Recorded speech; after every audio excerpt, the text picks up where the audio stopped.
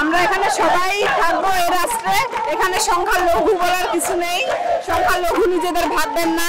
এখানে আমরা সবাই একটি পরিবার, কিন্তু আসলে বাস্তবতা দেখতে গেলে এখানে আমাদেরকে সংখ্যালঘু হিসেবেই ট্রিট করা হচ্ছে এবং এখানে বিভিন্নভাবে আমাদের মানে কি বলবো, এটা তুষের আগুন যেটা জ্বলতেছে কিন্তু দেখা যাচ্ছে না, এখন ভাঙতেছে। প্রশাসন এখন পর্যন্ত আমাদের নিরাপত্তা নিশ্চিত করতে পারতেছে না, এটা হচ্ছে রাষ্ট্রের ব্যর্থতা। আমরা বলবো যে হচ্ছে আমাদের সরকার চেঞ্জ হয়েছে, সরকার চেঞ্জ হয়েছে, এখন যারা এখন ক্ষমতায় আসছে তারা আমাদের নিরাপত্তা তারা হচ্ছে আমরা নিরাপত্তা পাচ্ছি না, এখন হচ্ছে তারা নিরাপত্তা আমাদের নিশ্চিত করুক, আমরা এটাই তাদের প্রতি আহ্বান জানাচ্ছি। কিছুদিন আগে আমাদের বিভিন্ন মন্দিরে হামলা হয়েছে, ইভেন চট্টগ্রামে গণেশ প্রতিমার উপরে গরম জল ঢালা হয়েছে, ঠাকুরগাঁয়ে মন্দির ভাঙচুর হয়েছে, ঢাকাতেও প্রতিমা ভাঙচুর হয়েছে, খাগড়াছড়িতেও মন্দিরে সমস্যা হয়েছে। কিছু মানুষ আছে তাদের মন মানসিকতা ভালো। তো আশা করবো যে সরকার এবং নিরাপত্তা বাহিনী, দেশের বিচার বিভাগ এবং আইন কমিটি আমাদেরকে এই নিরাপত্তাটা দেবে।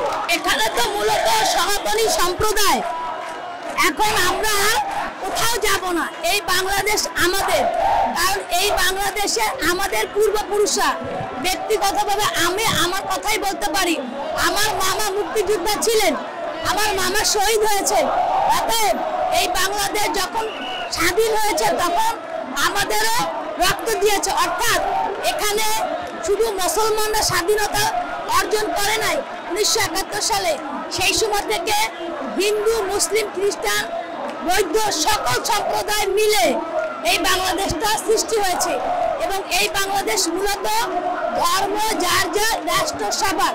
আমরা ঠিক এইভাবে কৃষ্টি কালচার পালন করে আসছি এবং এবারও এই কৃষ্টি কালচার পালন করতে চাই এবং আমাদের সনাতনী সম্প্রদায় যেন কোনো রকম ভাবে আমাদের ঘর বাড়ি পোড়াও না হয়, আমরা নিরাপদে থাকতে পারি, আমাদের ধর্ম পালন করতে পারি এবং আমাদের যে মূলত জানেন সনাতনী সম্প্রদায়ের বড় উৎসব হচ্ছে দুর্গা পূজা, যে দুর্গা পূজাটার সামনে এখানে আমরা কোনো অবস্থাতেই হুজুরদের, মাদ্রাসাদের হুজুরদের আমরা আমাদের পাহারা দিতে বলতে চাই না, কারণ পাহারা দিবে কেন?